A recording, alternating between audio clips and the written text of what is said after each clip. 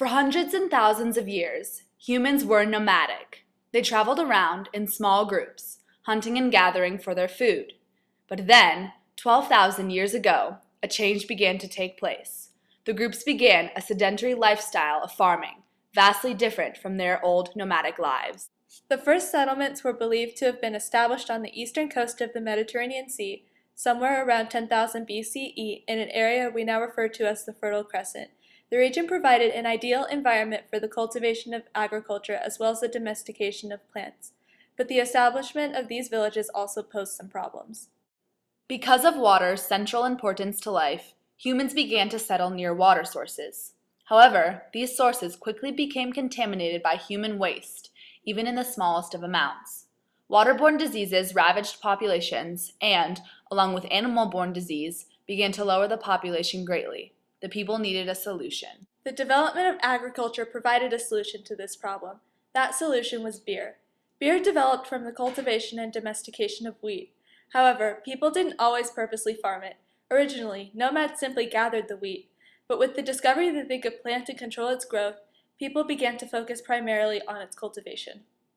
People discovered that if grain could be kept safe and dry, it could be consumed months or even years later. So they developed ways to store it. This became even more of an incentive to stay in one place, as they could now stock up on food for a rainy day. Families could get enough food in 3 weeks to last them the entire year. Wheat became an even more valuable source when they discovered two things about it. Firstly, the grain could be soaked in water, causing a sweet taste that was highly rare and greatly desired at the time. And secondly, gruel made from wheat that was left sitting out for a couple days became a fizzy, sweet, intoxicating drink that we now know as beer. Beer was the solution to the contamination problem that the people were facing. No longer did they have to rely on the unclean water sources. In fact, beer even led to an increased health. Because it was usually drunk early in the fermentation process out of necessity, it was low in alcohol content and extremely high in protein and vitamin content, helping to make up for the decrease in meat consumption that went along with the sedentary lifestyle. People even began to hone their brewing skills by figuring out that cooking the gruel could release more sugars to be fermented. Longer fermentation meant higher alcohol content, and adding honey and spices to the finished batch could improve flavor. Ancient brewers even developed a system of repeated container use in order to obtain more reliable results. According to Egyptian records, it is believed that 17 different types of beer were developed for a wide variety of different activities. Beer quickly became an important part of social, economic, and religious interactions. For example, Sumerian drinkers shared a vessel through straws, as depicted in the picture, to demonstrate that all of the liquid was desirable and consumable, and, well, not poisoned, and it became a sign of hospitality and friendship. Also, because of the altered state of consciousness and the seemingly magical qualities of the fermentation process, alcohol was believed to be a gift from the gods. Beer was then presented and used at religious rites, burials, and ceremonies to ensure bountiful harvests. Beer and wheat also became a large part of the economy as they were traded and used as money even before the invention of currency. They were also used as wages for workers. This more developed economy helped with the invention of different forms of writing, the earliest of which were used to record allocation of resources like food and beer. Because of the cultivation of wheat, many other tools were then developed to assist in the process, such as baskets for collection, underground pits for storage, and scythes to assist in the harvesting process. Many of these tools are still useful for humans today. Another product believed to have developed from beer was bread. The gruel used to make bread could be laid out on a hot stone and left to bake into bread.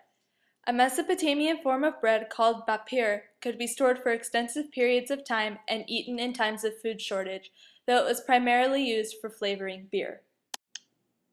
Bread gave the early humans even more of an advantage. They now had another source of food that they could store for long periods of time and save for times of food shortage. Even today, bread remains a very prevalent food source.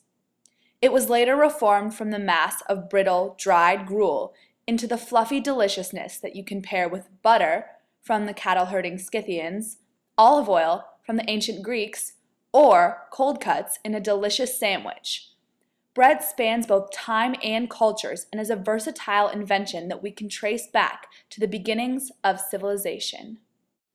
Later on, beer was even used to develop spirits.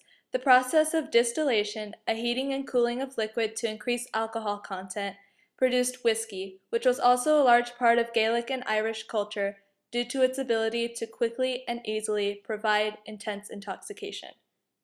Despite the fact that many of the early civilizations which developed beer have died out, beer has somehow managed to survive. It conquered the test of time and has remained a prevalent drink in cultures all around the world. Beer also has many strange and outlandish uses today, such as lightening your hair, polishing pots, wooden furniture, and gold jewelry, smoothing your feet, removing stains, washing your pillowcase, making a homemade face mask to clear your skin, and killing slugs. And despite the fact that most of us don't go around setting beer traps to solve our slug problems, you can still see beer in many places around the world. An Irish pub, a New York bar, a friendly backyard barbecue, and an Ohio State football game. What do all these places have in common? Friends getting together and sharing an ice-cold beer, a symbol of friendship and camaraderie. It binds us together and reaches back in time to give us a glimpse of the first of our kind, who, like us, drank beer.